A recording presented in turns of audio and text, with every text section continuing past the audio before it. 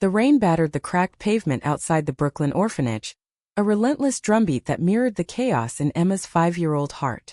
She clutched a tattered stuffed rabbit, its one eye dangling, as a faceless woman in a gray coat left her at the doorstep with a note pinned to her jacket. Please take care of her. 20 years later, Emma stood at the edge of a Manhattan skyscraper's glass lobby, staring at her reflection, wondering if the woman who abandoned her ever imagined she'd be here, chasing a truth she could barely grasp. Emma Carter, now 23, had grown up in a blur of foster homes, her childhood a patchwork of borrowed beds and fleeting kindnesses. The orphanage's cold walls had taught her to guard her heart, but they couldn't dim her fire, a fierce determination to carve her own path. She adjusted her leather jacket, her resume tucked tightly in her bag, and stepped into the gleaming offices of Sterling and Company, a prestigious law firm. This wasn't just any internship. It was a chance to unravel the mystery of her past, to find the woman who left her behind. The note, now frayed and yellowed, was her only clue, and it had led her here, to the firm founded by Margaret Sterling, a name that echoed in Emma's dreams. The lobby buzzed with purpose, suits rushing past, phones ringing, the air thick with ambition. Emma's heart raced as she approached the reception desk, her boots clicking against the marble floor. "I'm here for the internship interview," she said, her voice steady despite the knot in her stomach. The receptionist, a stern woman with a tight bun, glanced up. "Name?" "Emma Carter." The woman's eyes flickered with something recognition. Before she nodded, "Take the elevator to the 32nd floor. Miss Sterling's assistant will meet you." Emma's pulse quickened. Margaret Sterling. The name had haunted her since she found an old article in a library archive, a profile of the firm's founder, a woman whose rise from humble beginnings to corporate titan felt oddly familiar. The note in Emma's pocket mentioned a Maggie, a name scratched in hurried ink. Could it be her? The elevator dinged and Emma stepped out into a sleek hallway, where a young woman with sharp green eyes and a tailored blazer greeted her. "I'm Lily," the woman said, extending a hand. Her smile was warm but professional, her blonde hair catching the light. "Miss Sterling's assistant. You must be Emma." Emma shook her hand, startled by the spark that passed between them. Lily's touch lingered a fraction too long, and Emma's cheeks flushed. "Yeah, that's me," she managed, her voice softer than intended. Lily's gaze held hers, curious and searching, before she gestured toward a glass-walled office. "This way. Miss Sterling's running late, but I'll get you started." As they walked, Lily chatted easily, her confidence disarming. "So, what brings you to Sterling and Company? Most interns are chasing prestige, but you seem different." Emma hesitated. How could she explain the pull in her chest, the need to know if Margaret Sterling was the Maggie who left her behind? "I'm interested in family law," she said, a half-truth. "I want to help people find closure." Lily nodded, her eyes softening. "That's noble. This place can be cutthroat, but Miss Sterling's got a heart under all that steel. You'll see." They reached a conference room, and Lily handed Emma a stack of case files to review. Their fingers brushed again and Emma's breath caught. She wasn't used to this, feeling seen, feeling something, especially not for another woman. Growing up, she'd buried her attraction to girls, afraid of the judgment in foster homes where conformity was survival. But here in this polished office with Lily's easy smile, something in Emma stirred. "Need help with those?" Lily asked, leaning closer. Her perfume, a mix of jasmine and cedar, was dizzying. "I'm good," Emma said, though her heart disagreed. She sat, flipping through the files, but her mind wandered. Lily was unlike anyone she'd met. Poised, witty, and effortlessly kind. Emma wondered what it would be like to know her outside these glass walls, to share a coffee or a laugh. But she pushed the thought away. She was here for answers, not distractions. The door swung open and Margaret Sterling strode in. She was in her late 40s, her dark hair streaked with silver, her presence commanding. Emma's breath hitched.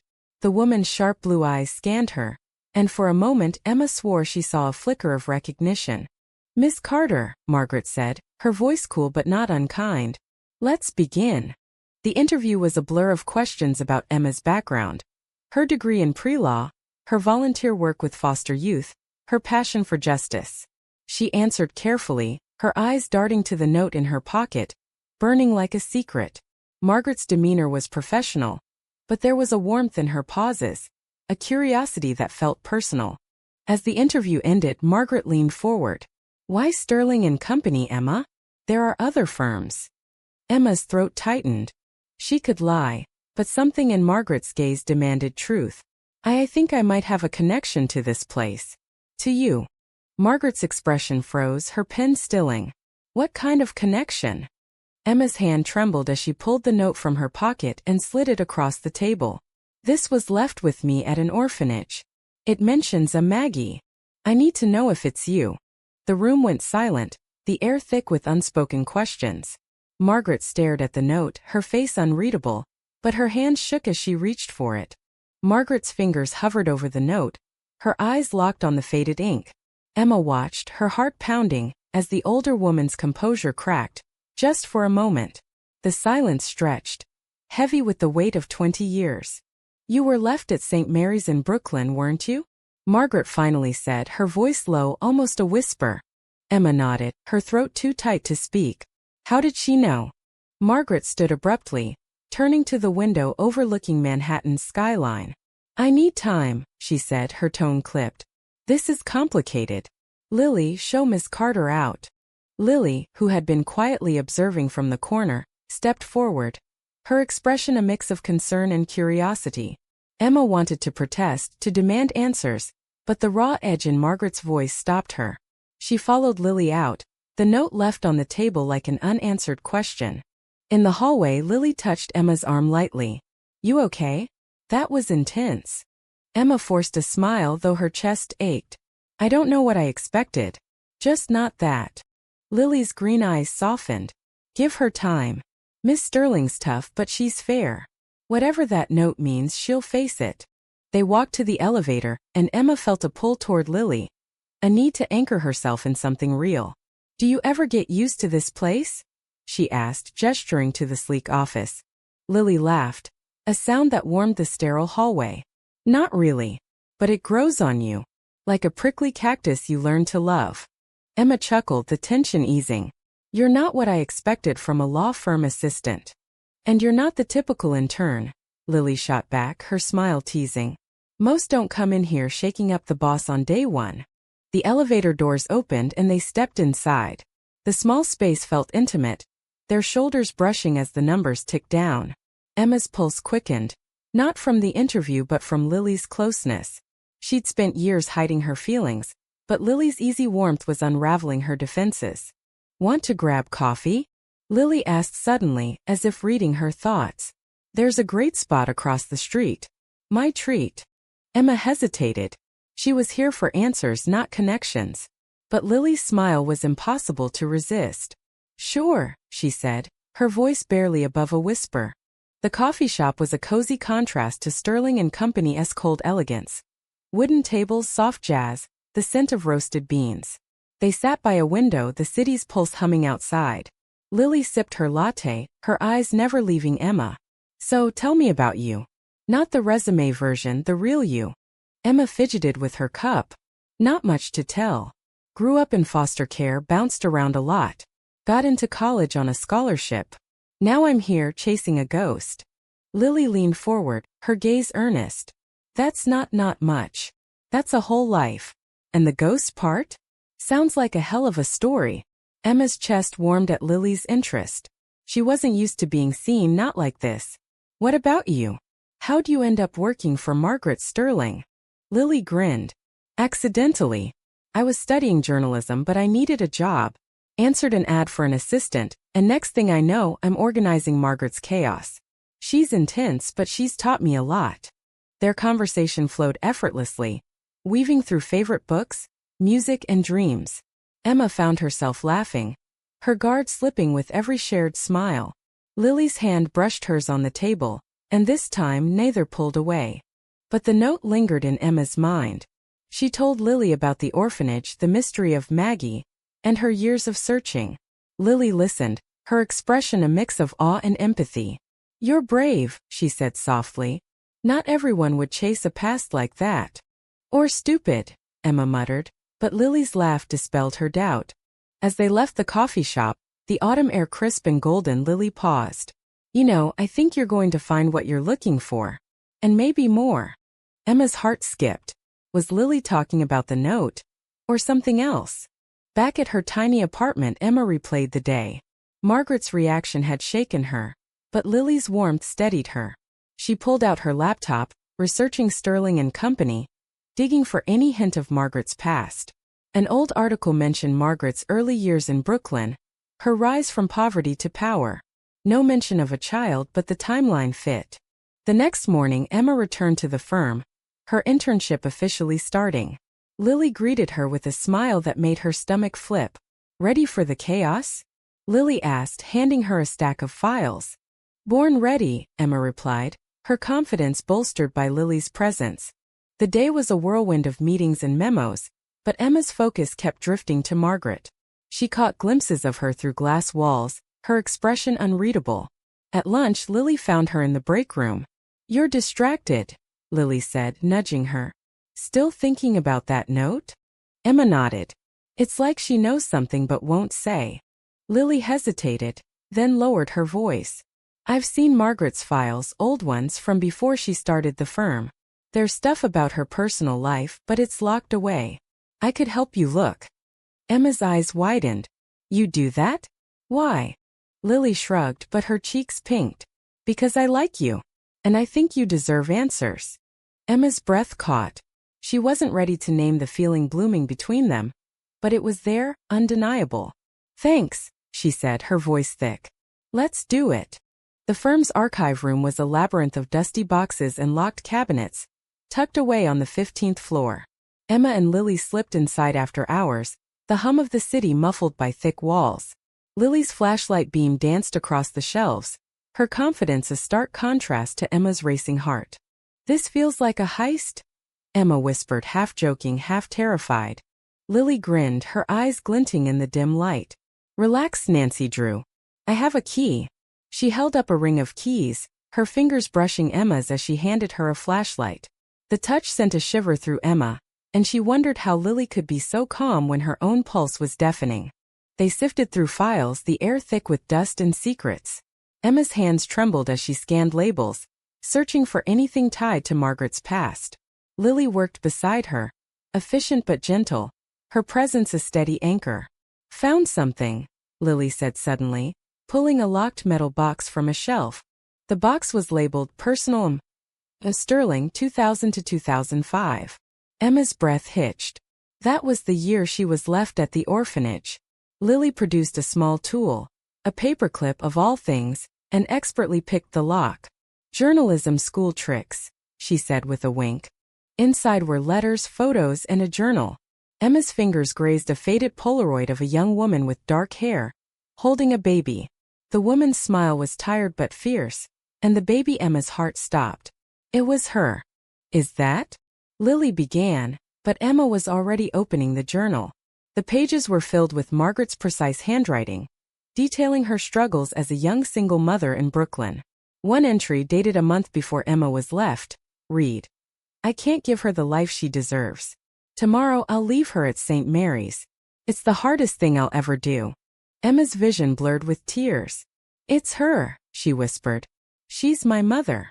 Lily's hand found hers, squeezing gently. Emma, I'm so sorry. And I'm here. Emma looked up, meeting Lily's eyes. The room felt smaller, the air charged. Without thinking, she leaned forward, and Lily met her halfway. Their lips brushed. A soft, tentative kiss that felt like a promise. Emma pulled back, her face burning, but Lily's smile was radiant. I've wanted to do that since yesterday, Lily admitted. Emma laughed, a shaky sound. Me too. But the journal weighed heavy in her hands. She read on, learning of Margaret's guilt, her fear of failing as a mother, her decision to build a new life to one day find her daughter again. Each word was a knife, cutting through Emma's anger and leaving raw understanding. They left the archive, the journal hidden in Emma's bag.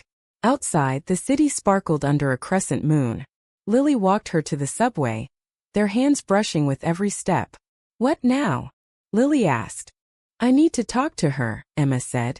But I don't know how. Lily nodded. You'll find a way. And I'll be there if you want. The next day, Emma threw herself into her internship, her mind a tangle of emotions. Margaret was her mother, but also a stranger. How do you confront someone who gave you up? At lunch, Lily found her again, this time with a picnic basket. Thought we could escape to Central Park, she said, her grin infectious. The park was a riot of autumn colors, leaves crunching under their feet. They sat on a blanket, sharing sandwiches and stories. Lily talked about her dreams of writing, her fear of being stuck in a corporate cage. Emma opened up about foster care, the loneliness, the strength it forged. You're incredible, Lily said, her voice soft. You've been through so much and you're still you.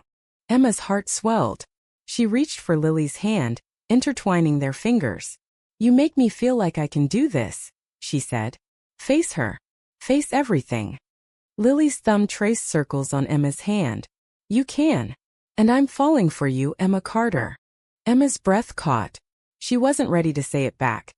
Not yet, but the feeling was there, blooming like the leaves around them. Back at the firm, Emma caught Margaret watching her, her expression unreadable. She knew a confrontation was coming, but for now she held on to Lily's words, her touch, her belief. The confrontation came on a Friday, when the office was quiet, most staff gone for the weekend. Emma stood outside Margaret's office, the journal clutched to her chest. Her heart pounded, but Lily's voice echoed in her mind. You can do this. She knocked and Margaret's voice called, Come in. Emma entered, the journal heavy in her hands. Margaret looked up, her eyes narrowing. Miss Carter. What's this about? Emma took a deep breath. I know who you are. Maggie. She set the journal on the desk, opened to the page about St. Mary's. Margaret's face paled. She stood, her hands gripping the desk. Where did you get this? The archives, Emma said. Her voice steady despite the storm inside. I needed to know. Why did you leave me? Margaret sank into her chair, her eyes glistening. Emma, I was 22, broke, alone. I thought you'd have a better life without me. Emma's throat burned. A better life? I grew up in foster homes, Margaret. No one wanted me. Margaret flinched, tears spilling. I wanted you. Every day I regretted it. But I was drowning, debts, no family, no future. I thought I was saving you. The room was suffocating, the weight of their shared pain pressing down. Emma wanted to scream, to run, but she saw the anguish in Margaret's eyes mirroring her own. Why didn't you come back? She asked, her voice breaking. I tried, Margaret said. By the time I had the means, you were gone, lost in the system. I built this firm hoping one day you'd find me. Emma's anger wavered, replaced by a fragile hope. You knew it was me, didn't you? That first day. Margaret nodded. Your eyes. They're mine. They talked for hours, unraveling years of guilt and longing. Margaret shared stories of her own childhood, her mistakes, her dreams for Emma. It wasn't forgiveness, not yet, but it was a start. Outside, Lily was waiting, her presence a quiet strength. How'd it go? She asked, her eyes searching Emma's. Emma exhaled, shaky but relieved. It's a lot. But it's something. Lily pulled her into a hug, and Emma melted into it, the warmth grounding her. I'm proud of you, Lily whispered. Over the next weeks, Emma and Margaret built a tentative bond, meeting for coffee, sharing stories. It was messy, painful, but real. Meanwhile, Emma and Lily grew closer, their connection deepening with every stolen moment. One evening, Lily invited Emma to her apartment, a cozy space filled with books and fairy lights. They cooked dinner, laughing as sauce splattered. After, they sat on the couch, music playing softly. Lily's hand found Emma's, and this time Emma didn't hesitate. She kissed Lily, slow and sure, the world fading away. I'm falling for you too, Emma whispered, her heart full. Lily's smile was brighter than the city lights. Good. Because I'm not going anywhere. At the firm, Emma thrived, her passion for family law growing. She and Margaret worked on a pro bono case for foster youth, a project that felt like healing. Lily was there, cheering her on, her partner in every sense. But a new challenge loomed. Margaret revealed she was facing a board vote to keep her position as CEO. Her past mistakes, Emma included, used against her. Emma realized her presence could tip the scales for better or worse. The boardroom was a battlefield, its long table lined with stern faces. Emma stood outside, her internship badge clipped to her jacket, listening as Margaret defended her legacy. The accusations were brutal. Her rivals painted her as reckless, citing her abandonment of Emma as proof of poor judgment. Emma's stomach churned. This was her fault. Lily squeezed her hand, hidden in the hallway's shadows. "You don't have to do this," she whispered. "But if you do, I'm right here."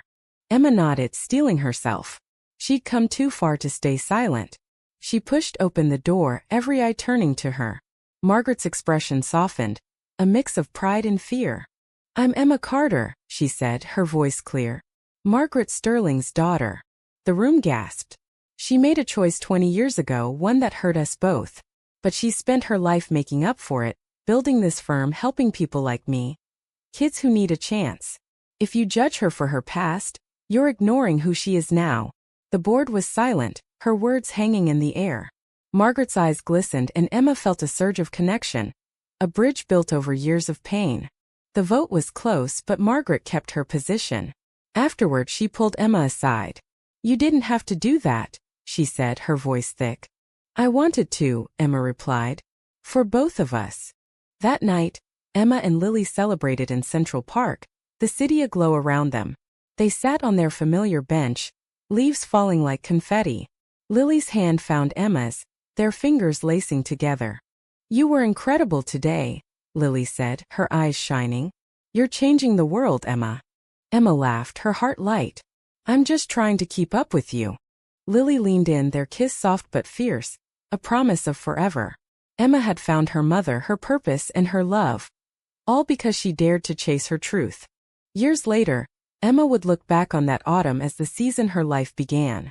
She and Lily built a life together. Their love a quiet strength. Emma became a lawyer, advocating for foster youth, while Margaret mentored her. Their bond a testament to second chances. The note that started it all sat framed on Emma's desk. A reminder that even broken beginnings could lead to beautiful endings.